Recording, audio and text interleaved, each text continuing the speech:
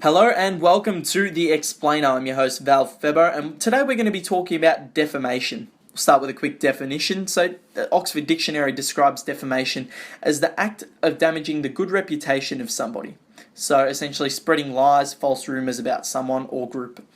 If you're defamed in any way according to Law Stuff Australia, it's within your rights to press charges on the person that's defamed you. It's also within your rights to ask the person defaming you to take it down or retract the comment. If it's on social media, you're allowed to report it to the site security, such as Facebook or Twitter or Snapchat, Instagram, whatever you like. And in serious cases, you can press charges, but they've got to be pressed within a year of someone being defamed. However, it may not be against the law unless the info is true, so if it's got an element of truth to it, if it's published with the consent of the victim, or if it isn't important and won't affect the public view on the subject. So if we look at Jake Carlisle, the former Essendon player, now St Kilda player, he was outed this week by a current affair after Snapchatting a video to his friends of him snorting a certain drug. Yes, it was true. He admitted it. A current affair escaped all defamation cases because of the element of truth that it had to it, even though it does portray Carlisle in a very negative way. If it did go to court, in Victoria, cases are heard by either a judge or a 6-person jury. The University of Wollongong says that most defamation cases are pretty much settled, usually with a published apology or the occasional payment.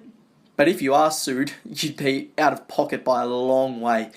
You'd have to pay pretty much over $10,000 in legal fees, not to mention the financial loss if you lose. And the cases are very slow, and if it gets dragged out, you may be many people would just settle. If you're rich, most rich people will actually go and fight till the very end if they have deep pockets, but there's no point defaming anybody because you're just going to be out of a lot of money.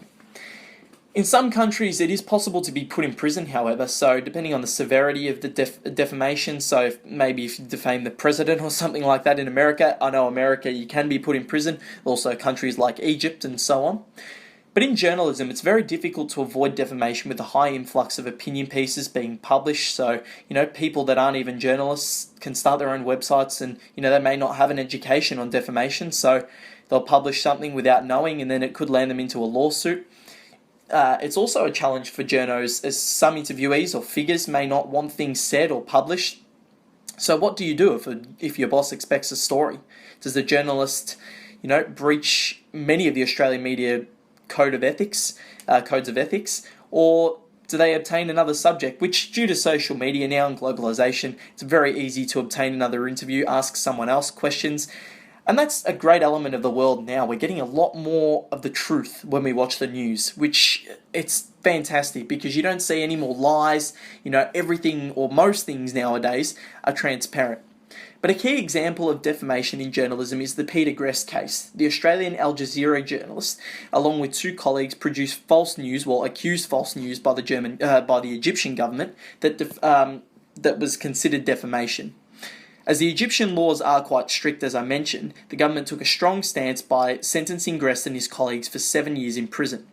Apparently, he used unlicensed equipment to broadcast false info about the government, which now I think it's been considered as true, so he's been released on bail after 8 months. So the Australian government worked hard to get him out, and he was put in jail for reporting the truth. So, defamation, you have to be very careful with who you speak out against, and Peter Grest has just shown that. But I think producing the truth, it does show great courage, but if you do it, you're going to be admired.